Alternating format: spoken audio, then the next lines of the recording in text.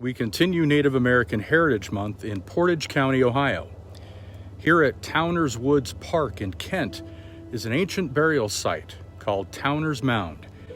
This mound holds the remains of a Native American princess, as well as some amazing artifacts dating back nearly 2,000 years. Today we learn about this mound and the Hopewell Culture, a culture that mysteriously ended 1,500 years ago and whose demise may have originated in the heavens millions of years before that. So, if you're curious, let's take a walk through history.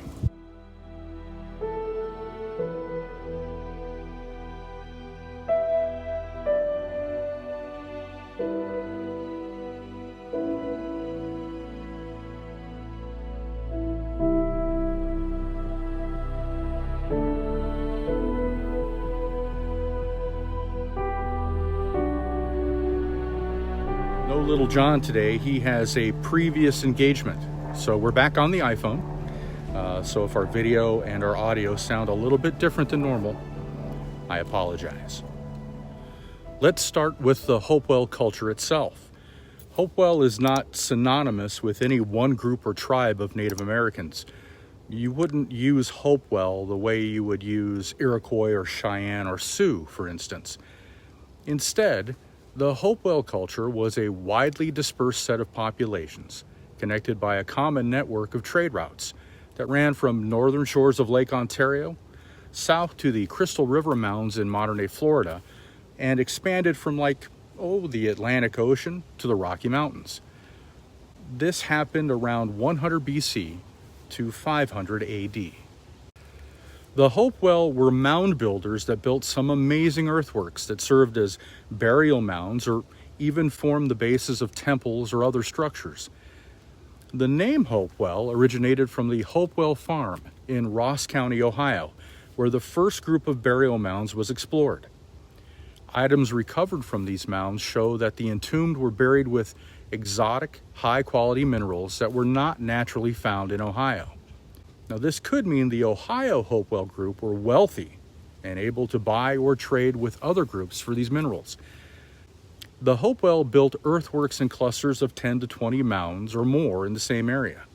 And once numbering in the tens of thousands, Hopewell mounds now only number in the hundreds due to encroaching development from both farmlands and communities. And many remaining earthworks are now preserved in historic sites and parks like this one. Towner Mound is named after George Towner, who discovered it on his land in 1931. Towner found an oddly shaped piece of stone which he realized was a stone tool. Towner dug a little deeper and discovered other artifacts, including some copper beads, flake knives, and flint projectile points. He immediately stopped digging when he saw the remains of a cremation burial and contacted the Ohio State Archaeological Society.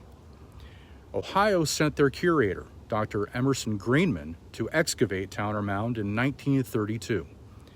The mound contained at least 7 burials, many of which were cremations with few or no artifacts.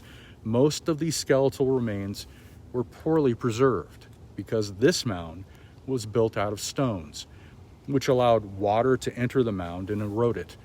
However, 2 burials were in surprisingly good condition.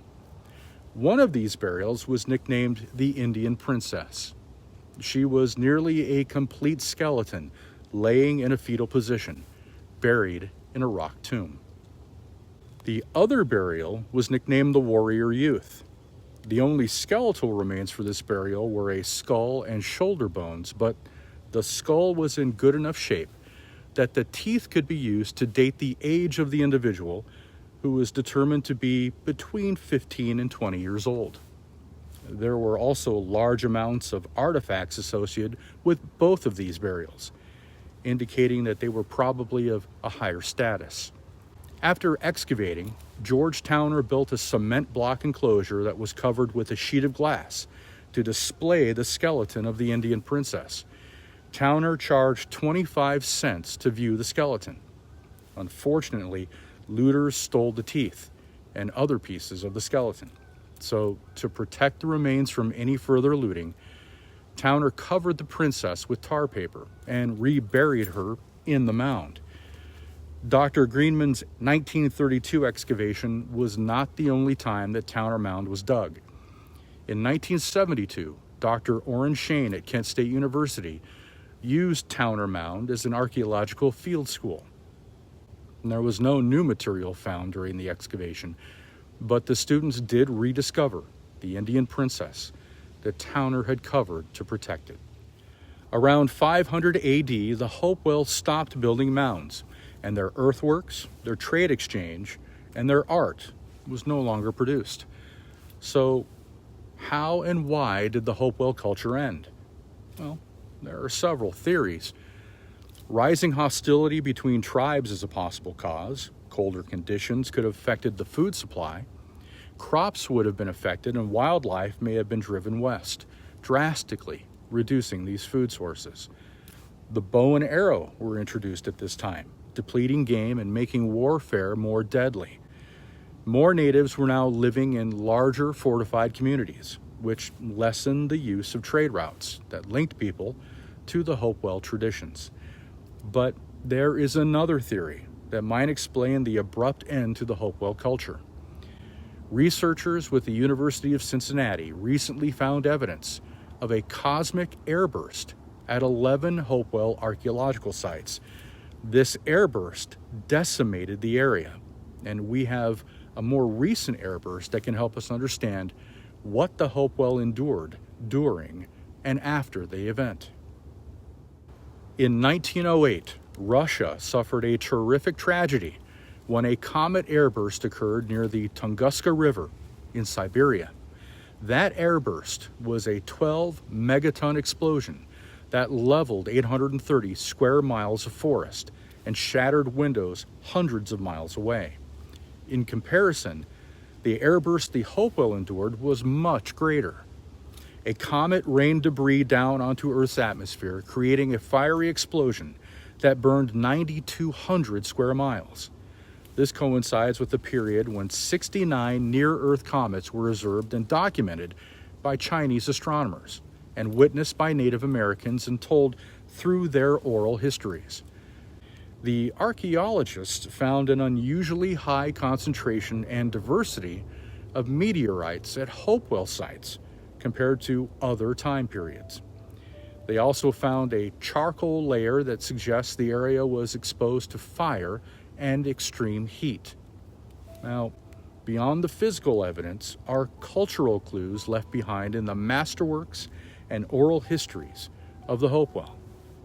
A comet-shaped mound was constructed near the epicenter of an airburst at a Hopewell site called Milford Earthworks. The Miami Native Americans tell of a horned serpent that flew across the sky and dropped rocks onto the land before plummeting into the river. The Shawnee refer to a sky panther that had the power to tear down the forest. The Ottawa talk of a day when the sun fell from the sky. And the Wyandot recount a dark cloud that rolled across the sky and was destroyed by a fiery dart. Professor David Lentz said Native Americans who survived the airburst and its fires would have gazed upon a landscape that would have devastated agriculture. People didn't have good ways to store corn for a long period of time. Losing a crop or two would have caused widespread suffering. And if the airburst leveled forests like the one in Russia, Native people would have lost nut trees that provide a good winter source of food. When your corn crop fails, you can usually rely on a tree crop. But if they're all destroyed, it would have been unbearable. The complete devastation would have forced any surviving natives to forge a new path and adapt a new way of life, away from what was once the epicenter of an amazing culture. Little did they know that in about 1,000 years, they would be put to their toughest test yet, as European settlers would prove more destructive to their way of life than any comet sent from the sky. Thanks for watching, everyone. We'll see you next time as we explore more curious history. Take care.